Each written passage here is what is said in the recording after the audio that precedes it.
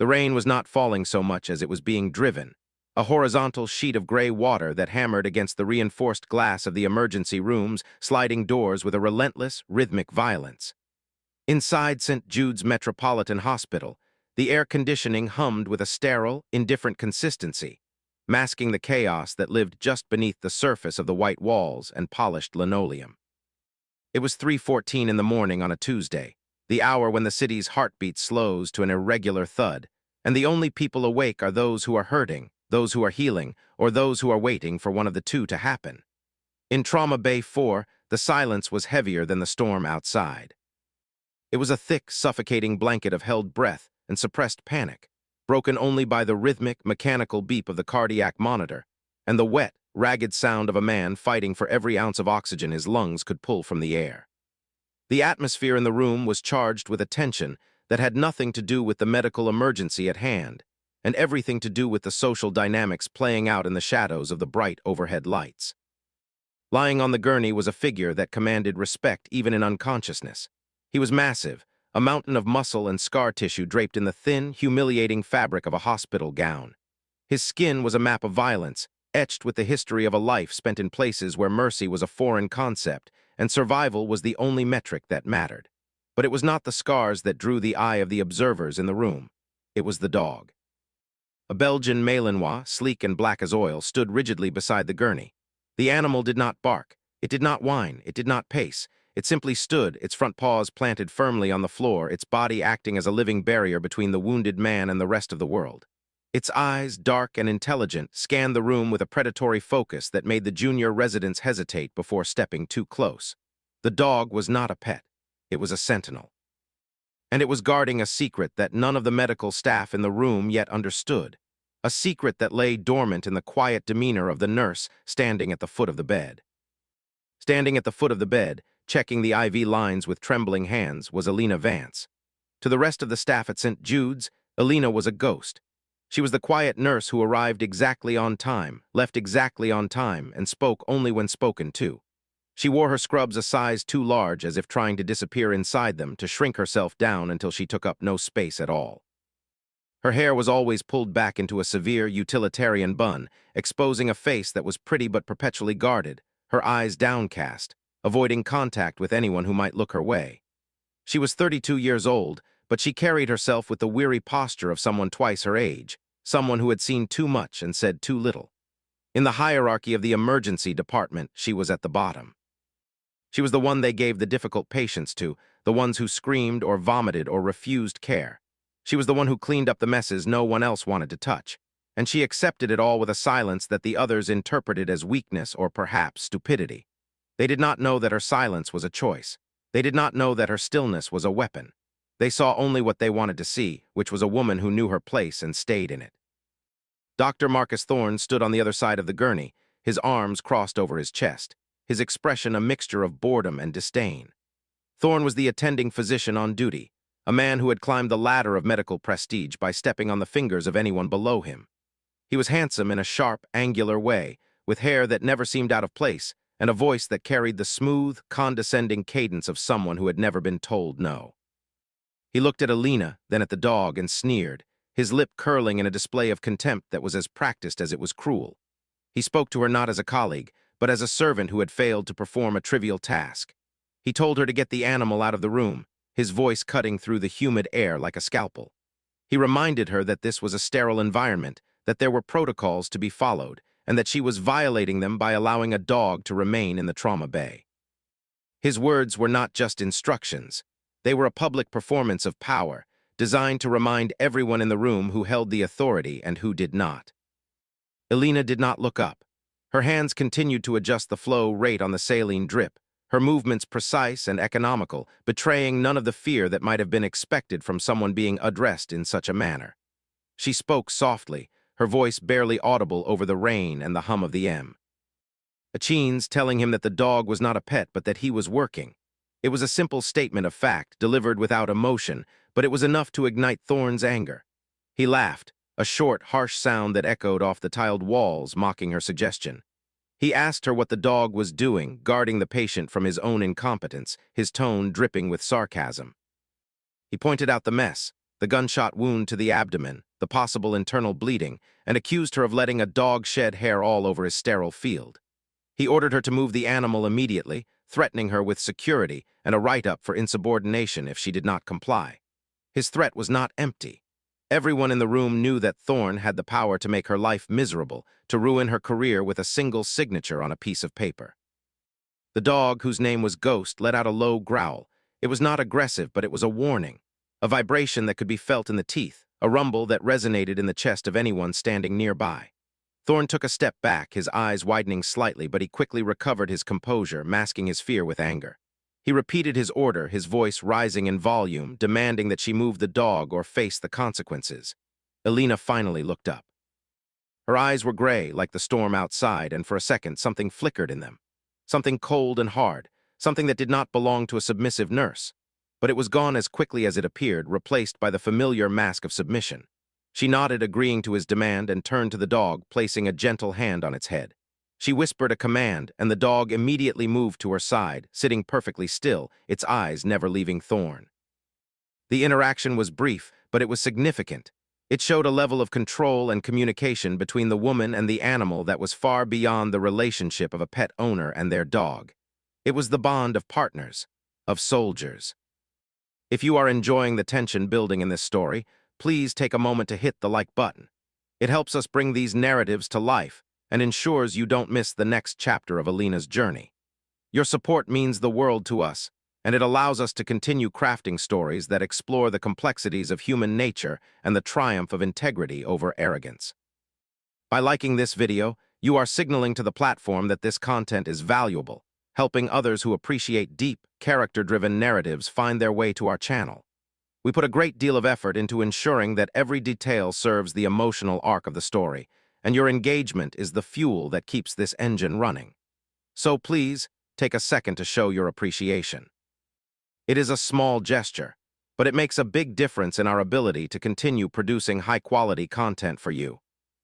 The injustice of the moment hung in the air, thick and palpable. Everyone in the room knew that Elena was right. The dog was calm, controlled, and clearly trained. It was not interfering with the medical care. If anything, its presence seemed to stabilize the patient, whose heart rate had slowed slightly since the animal had taken its position. The animal's steady breathing and unwavering focus provided a grounding influence in the chaotic environment. But Thorne did not care about stability. He cared about control. He cared about the hierarchy that placed him at the top and Elena at the bottom.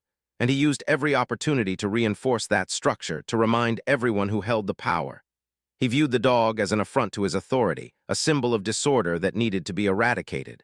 And he viewed Elena as the source of that disorder, a weak link that needed to be tightened. His behavior was not just unprofessional, it was abusive. It was a demonstration of how power can corrupt, how position can embolden cruelty, and how those who feel insecure in their own competence often seek to diminish others to feel larger. Elena moved to the side of the room, pulling Ghost with her. The dog followed without hesitation, its loyalty absolute. From her new position, Elena could see the patient's face more clearly. He was pale, his lips tinged with blue, sweat beading on his forehead despite the chill in the room. He was young, perhaps mid-30s, but his face was aged by pain and exhaustion. There was a tattoo on his left forearm, partially obscured by an IV line, but Elena recognized the design. It was a trident wrapped in barbed wire with the words "silent profession" underneath. Her breath caught in her throat. She knew that tattoo. She had seen it before in a different life in a different place. A place where the rain was hotter and the nights were darker. A place where men like this patient were gods and women like her were ghosts. The recognition sent a jolt of electricity through her system, waking up parts of her brain that she had kept dormant for 5 years. It was a memory of sand and blood, of brotherhood and loss, of a time when she was not Elena Vance, the quiet nurse, but someone else entirely. Someone who had earned the right to stand beside men like this. She shook her head, forcing the memory away. That life was over. She had buried it, along with her name and her past. She was Elena Vance now, the quiet nurse, the invisible woman. She was safe here in the anonymity of the hospital, far away from the shadows that had once consumed her, or so she had thought. The appearance of the tattoo was a crack in the facade she had built, a reminder that the past does not stay buried. It waits. It watches. And sometimes it comes knocking on the door of a trauma bay in the middle of a rainy night. The sight of the tattoo changed everything. It transformed the patient from a stranger into a brother in arms. It transformed the situation from a routine medical emergency into a personal mission.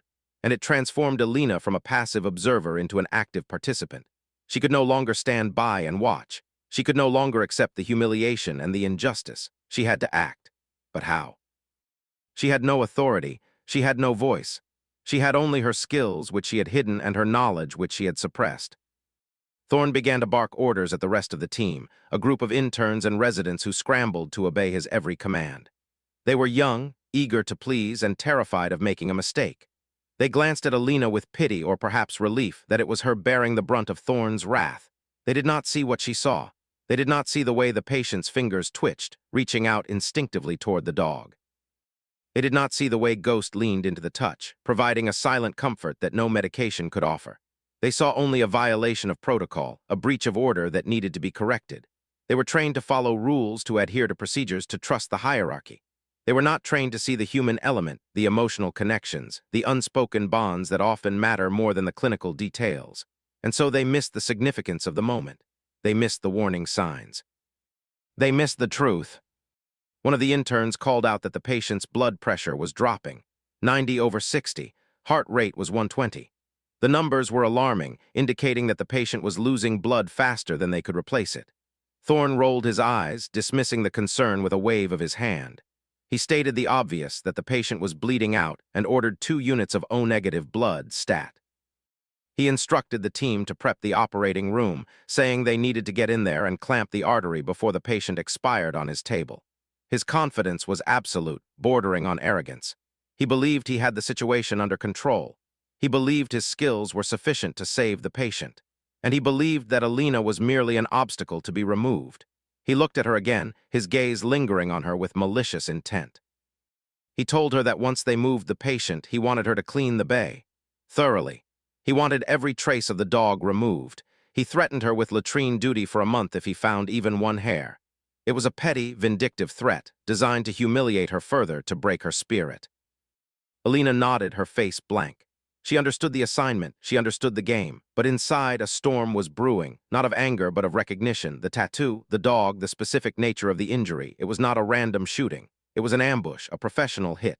And this man, this SEAL, was not just a patient. He was a brother in arms, and he was dying. Thorne's arrogance was dangerous. His dismissal of the subtle signs, his focus on procedure over intuition, could cost the patient his life.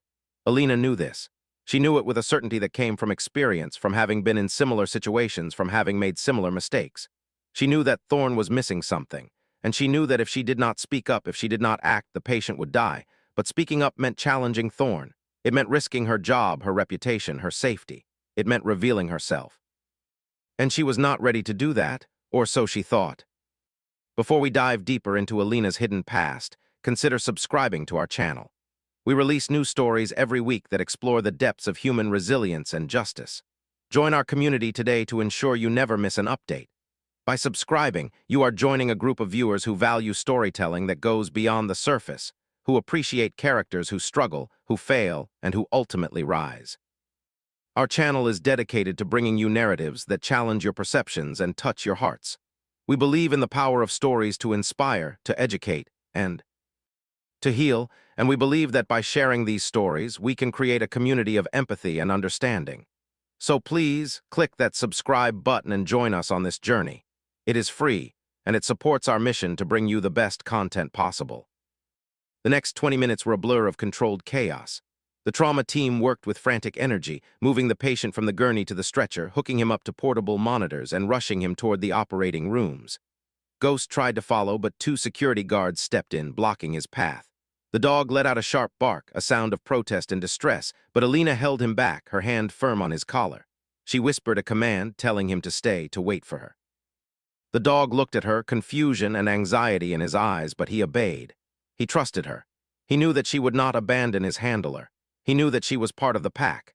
And so he sat, watching the stretcher disappear through the double doors, his body tense, his ears pricked, waiting for the signal that it was safe to move.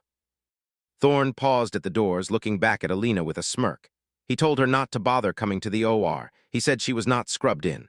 And frankly, he did not trust her hands near his patient after this display. He ordered her to stay and clean. That was an order.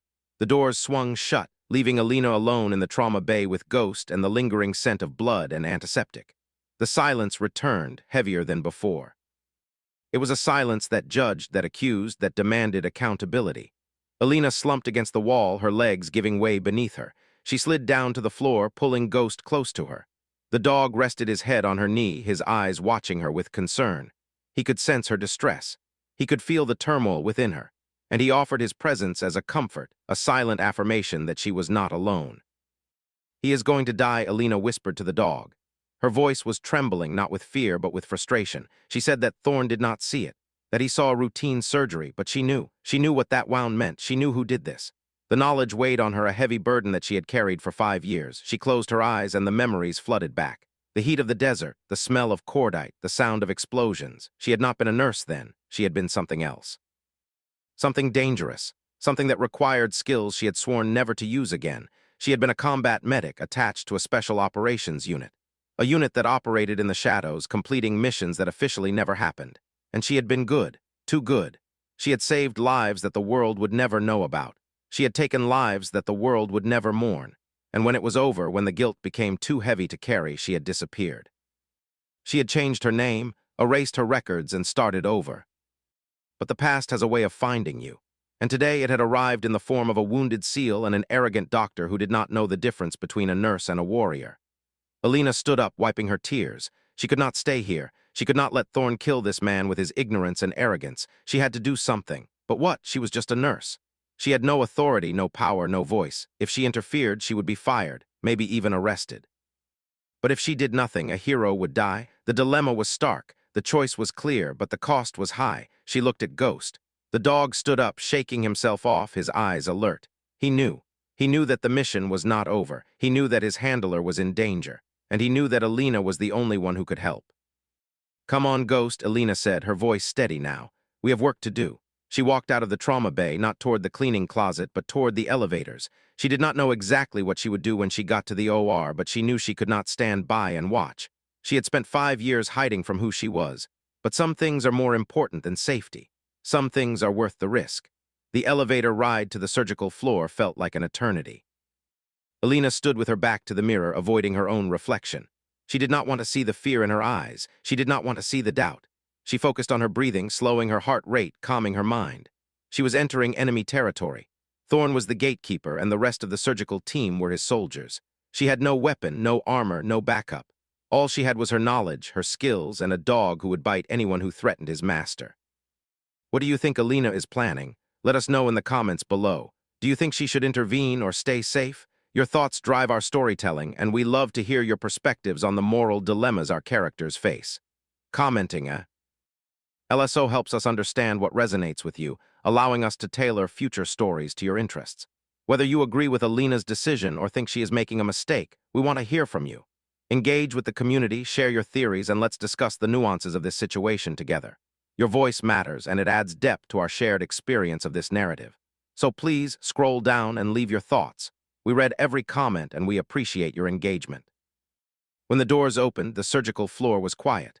The halls were dimly lit, the only sound the distant hum of machinery and the occasional page over the intercom. Alina moved quickly, Ghost padding silently beside her. She knew the layout of the hospital better than anyone. She had spent countless nights wandering these halls, memorizing every corner, every exit, every blind spot. It was a habit from her old life, a survival instinct that had never truly faded. She found the operating room where Thorn was working. The sign on the door said, "In progress."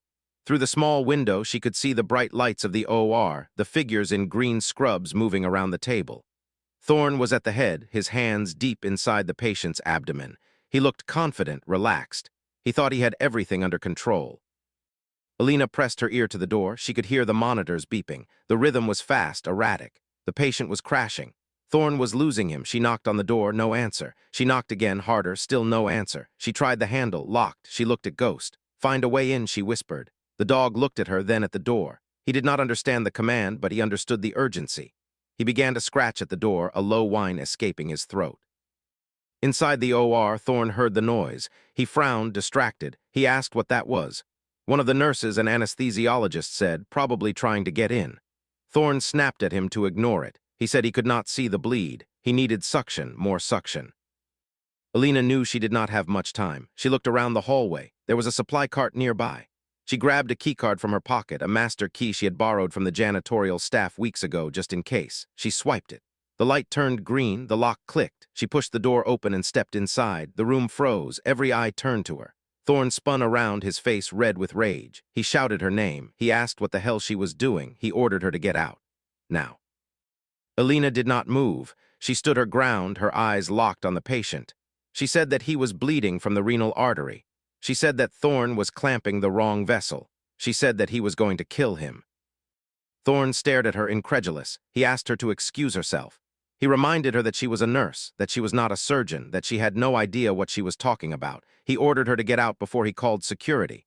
Alina insisted. She told him that the bullet had fragmented, that it had nicked the renal artery, not the aorta. She explained that if he clamped the aorta, he would cut off blood flow to the kidneys and lower body, that the patient would go into shock. That he would die. Thorne laughed, a nervous, angry laugh. He said it was insane. He called for security. But before anyone could move, the patient's heart monitor let out a long, flat tone. Asystole, flatline. The anesthesiologist shouted that the patient was coding. Thorne panicked. He ordered compressions, epinephrine, now. Alina did not wait for permission. She moved to the side of the table, pushing past a stunned resident. Move, she ordered. Her voice was not loud, but it carried an authority that no one in the room had ever heard from her before. It was the voice of a commander. She placed her hands on the patient's chest and began CPR. Her compressions were deep, rhythmic, perfect. She counted aloud, her voice steady. 1, 2, 3, 4. Thorne watched her, frozen in shock. He had never seen Alina move like this. He had never seen her look like this. She was transformed. The shy, submissive nurse was gone. In her place was a warrior. If this scene has you on the edge of your seat, please share this video with a friend who loves intense medical dramas. Stories like this thrive on community support, and sharing is one of the best ways to help us reach new audiences. When you share this video, you are not just promoting a channel. You are spreading a story that might resonate with someone else, someone who needs to hear it. You are creating a connection, a shared experience, a moment of empathy. So please take a moment to share this with your friends, family, or colleagues. Let's spread the word about the power of integrity and the triumph of competence. Your share could be the reason someone else discovers this story, and that is a gift we deeply appreciate. Minutes pass. It felt like hours. The room was silent except for the sound of Alina's counting and the hiss of the ventilator. Thorne stood in the corner, helpless, watching the woman he had mocked take control of his operating room. He wanted to stop her. He wanted to scream, but he could not. He was paralyzed by the sheer competence she was displaying. This was not the behavior of a nurse. This was the behavior of a specialist, a veteran. And then a beep. A single, weak beep, then another, and another. The monitor showed a sinus rhythm, weak but present. The anesthesiologist whispered that they had a pulse, disbelief in his voice. Alina stopped compressions. She stepped back, breathing heavily, her hair loose around her face, her scrubs soaked in sweat. She looked at Thorne. Now she said, her voice quiet but deadly, "Clamp the renal artery, not the aorta." Thorne stared at her. He looked at the patient. He looked at the monitors. He knew she was right. He had made a mistake, a fatal mistake, and she had saved the patient from it. He swallowed hard, his pride crumbling. He moved back to the table, his hands shaking. He found the renal artery. He clamped it. The bleeding stopped. The rest of the surgery was a blur. Thorne worked in silence, his confidence shattered. Alina stood by, watching, ready to intervene if necessary, but she did not need to. Thorne, chastened and humbled, completed the repair. When the surgery was over, the patient was stable. He was alive. Thorne turned to Alina. He looked at her with a mixture of anger and fear. He said that she was finished, that she was fired, that she had violated every protocol in the hospital, that she had entered a sterile OR without permission, that she had assaulted a senior physician. He said she was done. Alina did not flinch. She looked him in the eye. She said that she had saved his life, that he had been killing him. Thorne shouted that he did not care. He ordered her to get out of his hospital. Alina nodded. She turned to leave. But as she reached the door, she stopped. She looked back at the patient, still unconscious on the table. "Take care of him," she said. "He is a good man." Then she walked out, Ghost following closely behind. The walk back to the locker room was the longest of her life. She knew what was coming. Thorne would not let this go. He would make sure she was blacklisted from every hospital in the city. He would destroy her career. He would ruin her life. And she had no one to turn to, no friends, no family, no allies. She was alone. The injustice is palpable. Alina saved a life and is being punished for it. How does this make you feel? Tell us in the comments. Your voices matter. We want to know how this situation impacts you, how it makes you reflect on your own experiences with injustice and authority. Did you feel angry, frustrated, hopeful, share your emotions with us. Let's create a space where we can process these feelings together. Your comments help us understand the emotional impact of our stories, and they help us create content that resonates on a deeper level. So please, take a moment to express yourself. We are listening. She changed out of her scrubs, her hands shaking. She packed her bag, her movements mechanical. She did not cry. She had cried enough tears in her past. Now there was only emptiness, a hollow space where her hope used to be. Ghost sat by her feet watching her. He nudged her hand with his nose. She scratched his ears, a faint smile touching her lips. "At least I have you," she whispered. She walked out of the hospital into the rain. The storm had not let up. The sky was black, the streets empty. She stood on the sidewalk, unsure of where to go. She had no home, she had no job, she had no future. And then a car pulled up beside her, a black SUV, sleek and imposing. The window rolled down. A man sat in the driver's seat. He was older, with gray hair and a face lined with experience. He wore a suit, but he carried himself like a soldier. His eyes were sharp, assessing. "Alina Vance," he asked. Alina froze. She asked who he was. The man said his name was Commander Harris, that he was with Naval Special Warfare Command, that they needed to talk.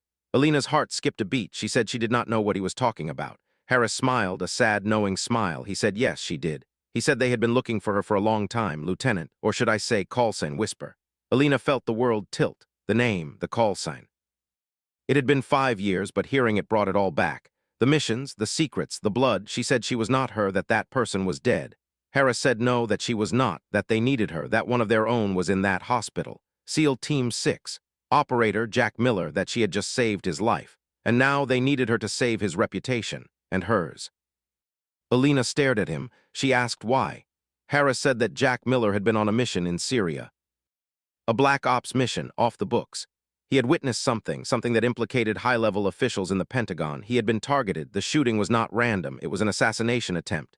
And Thorne had been paid to make sure Jack did not survive the surgery. Alina's blood ran cold. She asked if he was paid. Harris said yes, that Thorne had debts, gambling debts, big ones. He had been offered a sum of money to ensure Jack's death, a complication during surgery. But Alina had intervened. She had saved him. And now Thorne was desperate. He would try again, and next time he might succeed. The plot thickens. Who is Commander Harris? And what is the cover-up? Keep watching to find out. And don't forget to subscribe for more twists. Our stories are filled with unexpected turns and revelations that keep you guessing until the very end. By subscribing, you ensure that you are part of the journey, that you are there for every reveal, every confrontation, every moment of triumph. We work hard to craft narratives that are both entertaining and meaningful, and your subscription is the best way to support that effort. So please join us, become part of our community, and let's discover the truth together. So what do we do? Alina asked. Harris said they would expose him, that they would use Jack's testimony, that they would use her testimony, that they would bring them all down, but they needed her to be Whisper again. They needed her to be the medic, the warrior, the protector. Alina looked out the window. The city lights blurred past. She thought about Thorne's sneer, the humiliation, the injustice. She thought about Jack lying in the hospital, fighting for his life. She thought about Ghost, loyal and brave. She said she was in. Harris smiled. Good, because we are already there. The car pulled up to a secure facility on the outskirts of the city, a nondescript building with no signs. Harris led Alina and Ghost inside. The interior was modern, sterile, filled with screens and equipment. Men and women in uniform moved about, working with purpose. Harris led Alina to a conference room. On the screen was a live feed from Jack's hospital room. He was awake, weak, but conscious. Thorne was standing by his bed talking to him. Alina could not hear what they were saying, but she could see Thorne's body language, aggressive, threatening. He is trying to intimidate him, Harris said, to get him to sign a statement saying the surgery was successful and there were no complications, to cover his tracks. Alina clenched her fists. She said they had to stop him. Harris said they would, but they needed proof. They needed her to go back in, as a nurse, to get close to Thorne to record his confession. Alina nodded. She said she could do that. Harris warned her to be careful. He said Thorne was dangerous, and he was not working alone. The stakes have never been higher. Alina is going back into the lion's den. Will she succeed? Hit the like button if you are rooting for her. Your likes are a vote of confidence, a signal that you believe in Alina, that you want to see her succeed. It is a small act of support, but it adds up. It shows the algorithm that this story is worth telling, worth sharing, worth watching. So please give us a thumbs up. Let us know that you are with Alina, that you are on her side, that you believe in justice. Your support fuels our passion, and it helps us bring you more stories like this. Thank you for being part of our team. Alina returned to St. Jude's Hospital an hour later. She wore a new set of scrubs provided by Harris. She had a small camera hidden in her badge. Ghost stayed in the car guarded by Harris's men. She walked into the hospital, her head high. She was no longer the quiet nurse. She was Whisper, and she was on a mission. She went to Jack's room. Thorne was still there. He looked up when she entered, his eyes narrowing. "You," he spat. "I told you to leave." Alina said she was there to check on the patient. That it was her job. Thorne said she was fired, that security was on their way. Alina said let them come. She walked to Jack's bedside. Jack looked at her, his eyes wide with recognition. He knew who she was. He had seen her tattoo. He had seen her skills. "Thank you," he whispered. Alina smiled. "Rest, Jack. We have got this." Thorne stepped forward. "Get away from him." Alina turned to face him. "Why, Marcus? Why did you try to kill him?" Thorne froze. He asked what she was talking about. Alina said she knew about the debts, that she knew about the payment, that she knew he had tried to clamp the aorta instead of the renal artery, that she had it all on tape. Thorne's face went pale. He said she was bluffing. Alina tapped her badge. She said every word he had said since she walked in was being recorded, and she had witnesses. Commander Harris was outside, and he had the full backing of Naval Special Warfare Command. Thorne laughed nervously. He said it was insane. That no one would believe her, that she was just a nurse, and he was just a murderer, Alina said, and your time is up. Justice is served. Thorne is arrested. How satisfying was that moment? Let us know in the comments. Was it the culmination of everything you hoped for? Did it feel earned? We love to hear your reactions to these pivotal moments. Your feedback helps us understand what works, what resonates, what inspires. So please share your thoughts. Tell us how you felt when Thorne was confronted. Tell us what you think happens next. Let's keep the conversation going. Your voice is an essential part of this story. The doors burst open. Security guards rushed in, followed by Commander Harris and 2 military police officers. Dr. Thorne, Harris said, his voice booming, "You are under arrest for attempted murder and conspiracy to commit fraud. Come with us." Thorne looked around, desperate. He said this was insane, that he was a respected physician, that they could not do this. Harris said they already had. The MPs stepped forward and handcuffed Thorne. He struggled, screaming protests, but he was dragged out of the room. Alina watched him go, a sense of relief washing over her. It was over. The injustice was corrected. The truth was out. She turned to Jack. "You are safe now," she said. Jack nodded. "Thank you, Whisper." Alina smiled. "It is Alina now, just Alina." This story reminds us that courage comes in many forms. Sometimes it is the quietest among us who roar the loudest. If this resonated with you, please share it with someone who needs to hear it. Sharing is a powerful way to spread positivity, to inspire others, to create a ripple effect of kindness and justice. You never know who might be struggling with their own sense of invisibility, their own fear of speaking up. Your share could be the spark that ignites their courage. So please take a moment to share this story. Let it reach those who need it most. Together, we can make a difference. The aftermath was swift. Thorne was charged with multiple crimes. His medical license was revoked. His accomplices were identified and arrested. The cover-up was exposed, leading to investigations at the highest levels of government. Jack Miller recovered fully and was hailed as a hero. Alina was offered her job back, but she declined. She had found a new purpose. She joined Harris's team, working as a civilian consultant for special operations units. She used her skills to save lives, not just in hospitals, but in the field. She was no longer a ghost. She was visible. She was valued. And Ghost stayed by her side always. He was her partner, her friend, her protector. One day, months later, Alina visited Jack. He was out of the hospital, walking with a cane, but strong. "I never thanked you properly," Jack said.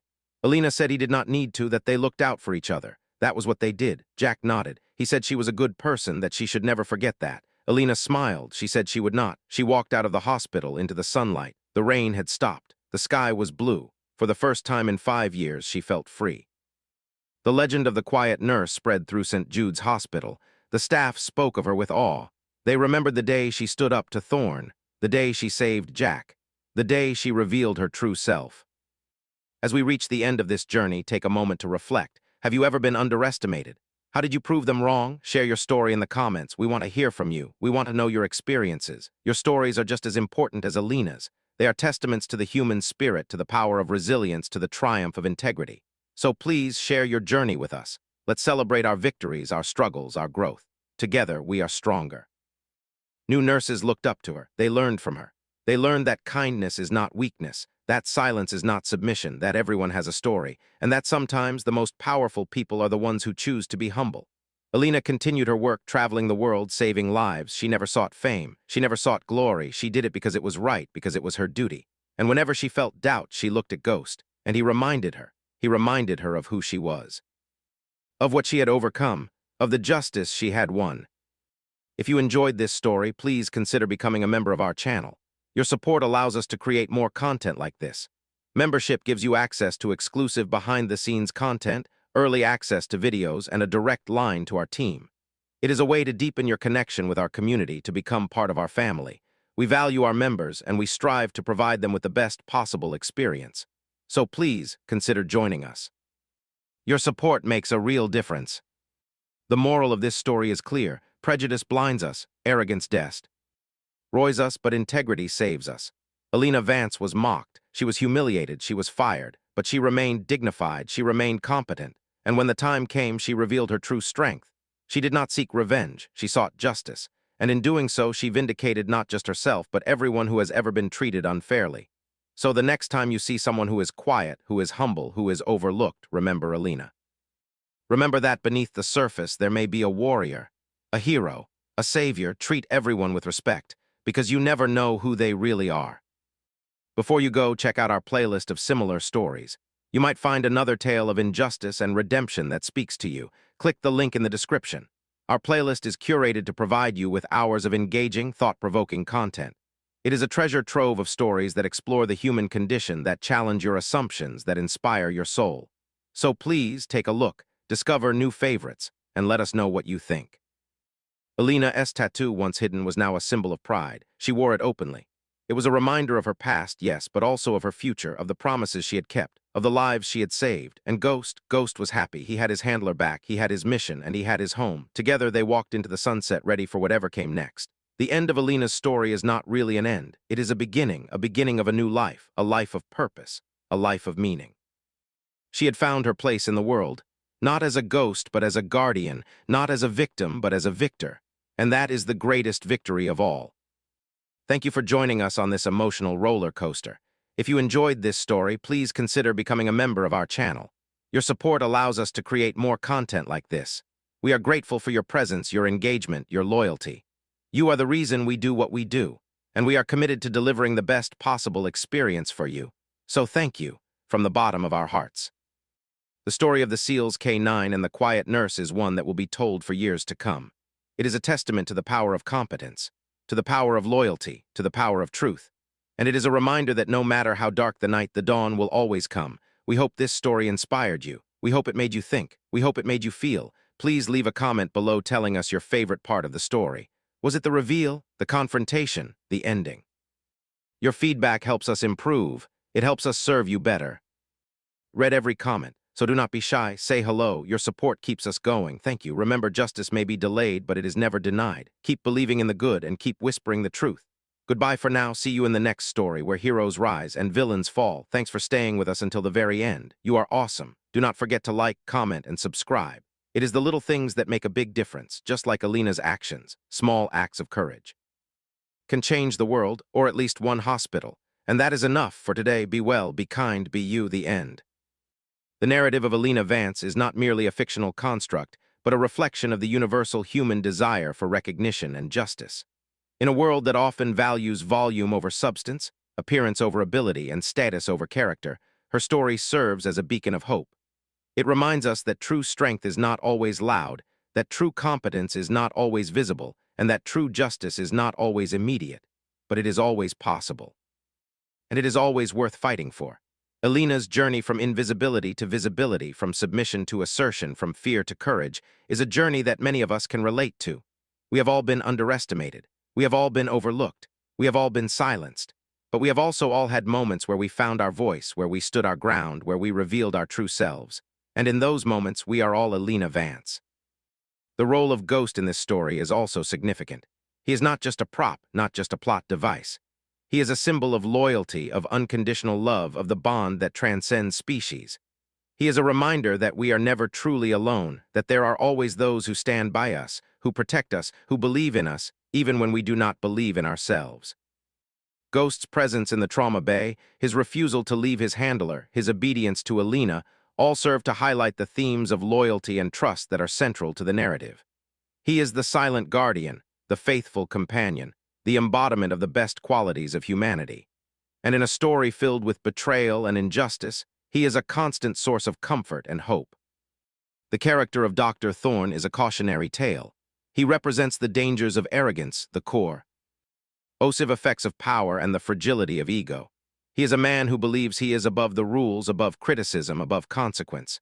But his downfall is inevitable, because arrogance is blind, because power is temporary, because ego is fragile, and because justice, though delayed, is inevitable. Thorne's defeat is not just a personal victory for Alina. It is a moral victory for everyone who has ever suffered under the weight of unchecked authority. It is a reminder that no one is above the law, that no one is above scrutiny, and that no one is above accountability. The setting of St. Jude's Metropolitan Hospital is also carefully chosen. It is a place of life and death, of hope and despair, of healing and harm. It is a microcosm of society with its own hierarchies, its own politics, its own injustices. And it is within this setting that Alina's transformation takes place.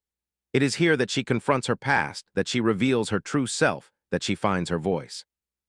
The hospital is not just a backdrop. It is a character in its own right, shaping the actions and decisions of those who inhabit it. And through its walls, its corridors, its rooms, the story unfolds, revealing the complexities of human nature and the enduring power of the human spirit.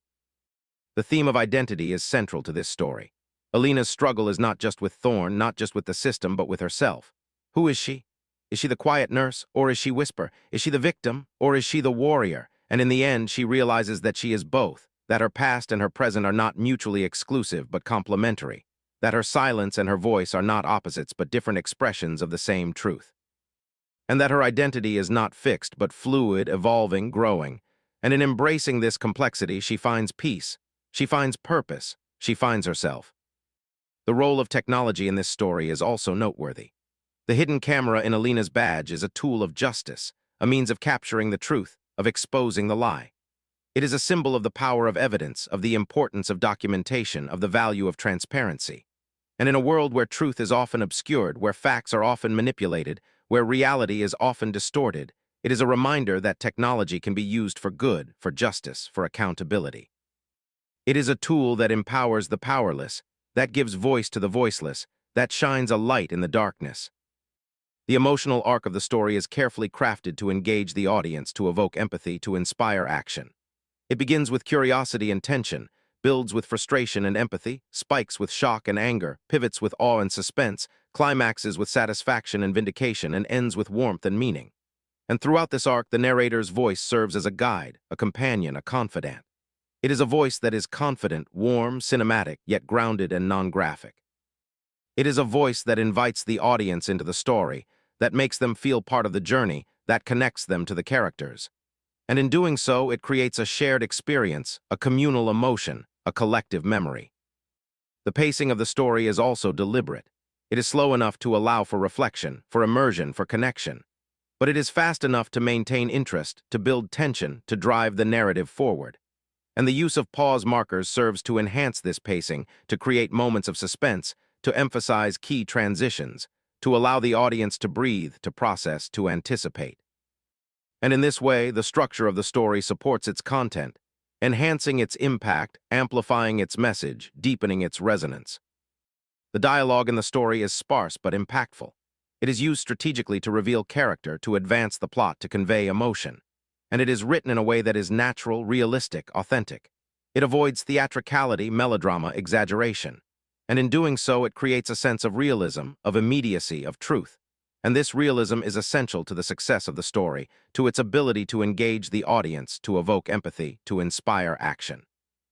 Because without realism, there is no connection. Without connection, there is no impact. Without impact, there is no change. The sensory details in the story are also crucial. The sound of the rain, the hum of the air conditioning, the beep of the monitor, the growl of the dog, the smell of blood and antiseptic. These details create a vivid picture, an immersive experience, a tangible reality. And they serve to anchor the audience in the story, to make them feel present, to make them feel involved. And this involvement is essential to the emotional impact of the story, to its ability to move the audience, to touch their hearts, to change their minds. The symbolism in the story is also rich and layered. The rain represents cleansing, renewal, transformation. The dog represents loyalty, protection, love. The tattoo represents identity, history, belonging. The hospital represents society, hierarchy, and justice. And Alina represents the human spirit, resilient, adaptable, enduring. And through these symbols, the story conveys its themes, its messages, its truths. And in doing so, it transcends the specific to become universal, the particular to become general, the fictional to become real. The resolution of the story is satisfying but not simplistic. It does not offer an easy fix, a quick solution, a magical cure. It offers a realistic outcome, a plausible consequence, a credible justice. And in doing so, it respects the intelligence of the audience, the complexity of the issues, the nuance of the human condition. And this respect is essential to the integrity of the story, to its credibility, to its value. Because without respect, there is no trust. Without trust, there is no engagement. Without engagement, there is no impact. The final image of Alina and Ghost walking into the sunset is a classic trope, but it is used here with purpose. It represents hope, freedom, new beginnings. It represents the end of one chapter and the start of another. It represents the triumph of the human spirit over adversity, over injustice, over fear. And it leaves the audience with a sense of optimism, of possibility, of potential. And this optimism is essential to the overall message of the story, to its inspirational quality, to its transformative power. In conclusion, the story of Alina Vance is a powerful narrative of injustice, competence, authority, and vindication. It is a story that resonates with universal themes, that engages with complex issues, that inspires meaningful reflection. And it is a story that is told with skill, with care, with passion. And for this, we are grateful. Grateful for the opportunity to share it, to explore it, to celebrate it. And we hope that you are too. Thank you for your time, your attention, your engagement. You are the reason we create. You are the reason we share. You are the reason we exist, and we are honored to have you with us. Until next time, stay curious, stay compassionate, stay courageous. The world needs more stories like this, and it needs more people like you. Please remember to like, comment, and subscribe. Your support is invaluable. It helps us continue to produce high-quality content. It helps us reach new audiences. It helps us make a difference. And we appreciate every single one of you, from the bottom of our hearts. Thank you. And now, as the screen fades to black, let the story linger in your mind. Let the emotions settle in your heart. Let the lessons sink into your soul, and let the inspiration guide your actions, because stories have power. And you have power, use it wisely, use it well, use it for good.